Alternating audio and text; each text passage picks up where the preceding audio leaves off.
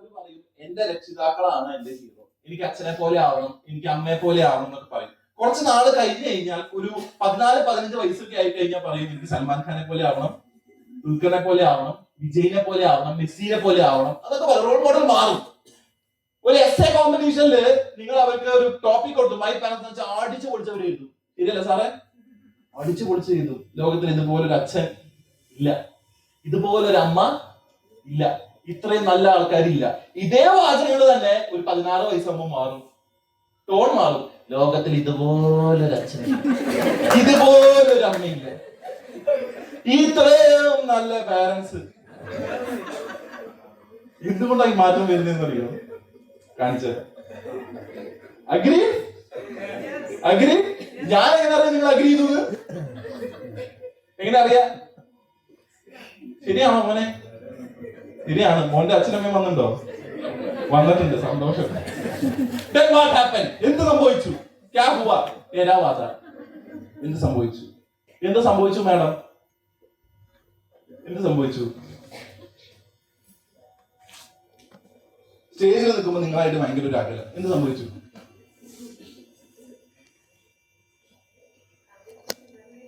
ചിന്താഗതികൾ മാറി, ട്രെൻഡുകൾ മാറി, നമ്മുടെ ചിന്തകൾ അതേപോലെ തന്നെ. നമ്മൾ പഴയ മണ്ണ്, അവർ പുതിയ മണ്ണ്. അത്രയോ. നമ്മൾ പഴയ മണ്ണ്, അവർ പുതിയ മണ്ണ്. സാറേ എന്ത് സംഭവിച്ചു? ചിന്താഗതി മാറി, അവരുടെ ചിന്താഗതി മാറി. അപ്പൊ എന്ത് സംഭവിച്ചു? അകലം സംഭവിച്ചു. എല്ലാ വീടുകളിലും തീന്മേശ ഉണ്ടെന്ന് ഞാൻ വിശ്വസിക്കുന്നു. എല്ലാവരും ഒരുമിച്ചിരുന്ന് ഭക്ഷണം കഴിക്കുന്നുണ്ടെന്ന് ഞാൻ വിശ്വസിക്കുന്നില്ല. അമ്മ ഒരു സമയത്ത്, അച്ഛൻ ഒരു സമയത്ത്, മക്കള് വേറൊരു സമയത്ത്. റൈറ്റ്? കറക്റ്റ് ആണല്ലോ? ഇത് നിങ്ങളുടെ മാത്രം വീട്ടിൽ ഒറ്റപ്പെട്ട സംഭവമല്ല, ഭൂരിഭാഗം സ്ഥലത്തും അങ്ങനെയാണ്. അമ്മ എന്തെങ്കിലും ബാക്കിയിട്ട് അങ്ങ് കഴിക്കും. അച്ഛനെ സംബന്ധിച്ചോ, അച്ഛൻ കറക്റ്റ് ടൈം വന്ന് അച്ഛൻ കഴിക്കും. ആരെങ്കിലും വിളമ്പി കൊടുത്ത് അച്ഛൻ കഴിക്കും, ഇല്ലെങ്കിൽ ഇല്ല. എടുത്ത് കഴിക്കുന്ന ആൾക്കാരുണ്ട് കേട്ടോ, ഇല്ല എന്നല്ല ഞാൻ പറയുന്നത്. മക്കളെ സംബന്ധിച്ച് അവരെ ടൈം ആവുമ്പോൾ വിളിച്ചാൽ അവര് പറയും 10 മിനിറ്റ്. അത് കഴിഞ്ഞിട്ട് 2 വട്ടം വിളിക്കും, മോനെ മോനെ മോനെ പറഞ്ഞില്ലേ? കറക്റ്റ് അല്ലേ? സന്തോഷം. ഇതൊക്കെ ഞാൻ ചെയ്തത്, അതുകൊണ്ട് എനിക്ക് ധൈര്യം പറയുന്നത്. ഞാൻ ചെയ്യാതെ ഒരു കാര്യം ഞാൻ അവിടെ പറഞ്ഞിട്ടില്ല. കാരണം they are engaged in their own world. അവർ അവരുടെ വേൾഡിൽ ബിസിയാണ്. അല്ല മോനെ 4 വട്ടം അമ്മ പറഞ്ഞു എന്താ തോന്നുന്നത്? ഈ അമ്മയ്ക്ക് പറയാൻ പണിയൊന്നുമില്ല എന്നുള്ളത് അല്ലേ? നമ്മള് പുറത്ത് സാധനം മേടിക്കാൻ പോകുമ്പോ ചിലപ്പോ പറയാം, അതേ ഉരുളക്കിഴങ്ങ് മറക്കല്ലേട്ടാ, ആ പിന്നെ വിളിക്കും, അതെ ഉരുളക്കിഴങ്ങ് ഓർത്തോട്ടാ. 3ാമതാവുമ്പോണ്ടല്ലോ ക്ഷമയുടെ നെല്ലി ഞാൻ മേടിക്കുന്നു പറഞ്ഞില്ലേ? അതന്നെ ഇവിടെ സംഭവിക്കുന്നത്.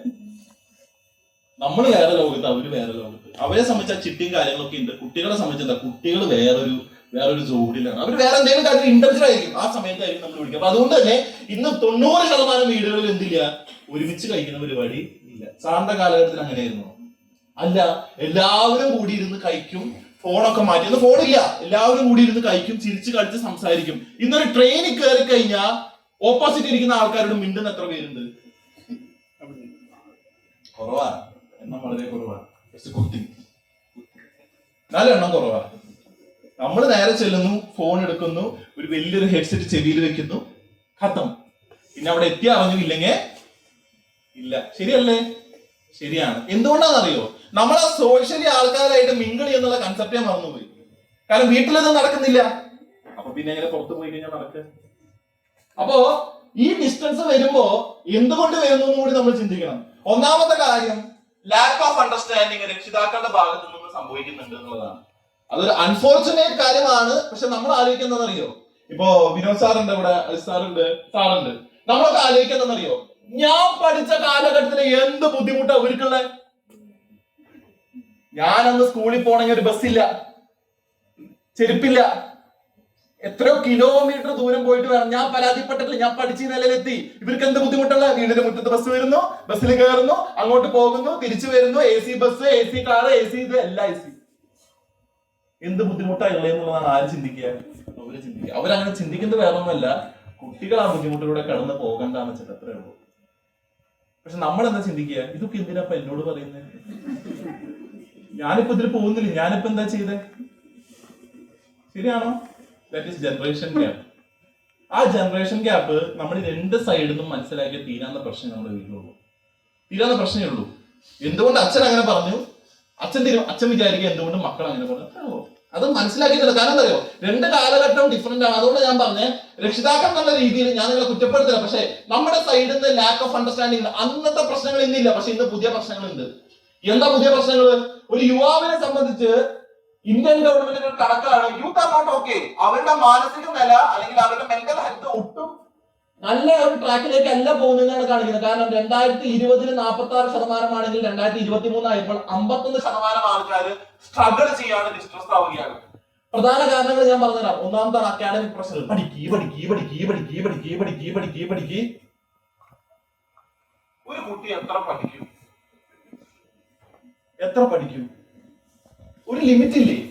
ഒരു ദിവസം ഒരാൾക്ക് പഠിക്കുന്നതിലില്ല. ഒക്കെ പോട്ടെ, ഞാൻ തുടങ്ങി 15 മിനിറ്റ് കഴിഞ്ഞപ്പോൾ നിങ്ങൾ കണ്ണൂർ തലശ്ശേരിയൊക്കെ എത്തിയെന്ന് എനിക്കറിയാം.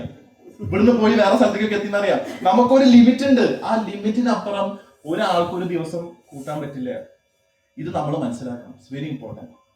സോ ഇത് ഞാൻ പറഞ്ഞ കണക്കല്ല, ഇന്ത്യൻ ഗവൺമെന്റ് പറയുന്നതാണ്. 50% ചെറുപ്പക്കാര് ഇന്ന് ഡിസ്ട്രസ്ഡ് ആണ്, സ്ട്രഗിൾഡ് ആണ്. അപ്പൊ ശരിയാണ്, നമ്മുടെ അന്നത്തെ കാലഘട്ടത്തിൽ ബുദ്ധിമുട്ടിപ്പില്ല. പക്ഷെ ബുദ്ധിമുട്ടുകൾ ഉണ്ട്. എന്താ ബുദ്ധിമുട്ട്?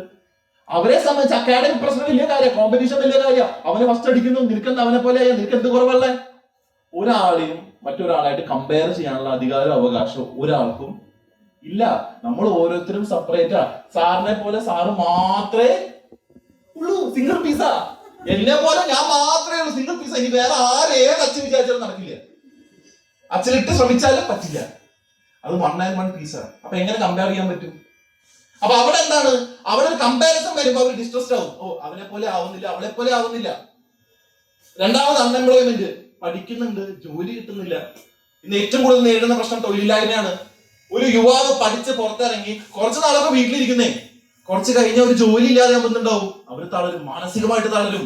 നമ്മുടെ വിചാരം ജോലിയായിട്ട് ശ്രമിക്കാത്ത അല്ല, ജോലി കിട്ടാനുള്ള അവസരം ഇന്ന് ഇന്ത്യയിൽ കുറഞ്ഞു വരികയാണ്. 52% യുവാക്കളും ജോലി ഇല്ലാതെ അലഞ്ഞിരുന്ന് നടക്കുന്ന അവസ്ഥയിലാണ്. എന്ത് ചെയ്യും? മൂന്നാമതാണ് ജോബ് കട്ട് പേ. ഇനി ജോലി കിട്ടിയെന്ന് വെച്ചോ, അപ്പൊ എന്തുണ്ടാവുന്നു? ഒന്നില്ലെങ്കിൽ ജോലിയിൽ ശമ്പളം കുറയ്ക്കും, അല്ലെങ്കിൽ എന്താ ജോലിയേ ഇല്ല, അല്ലെ?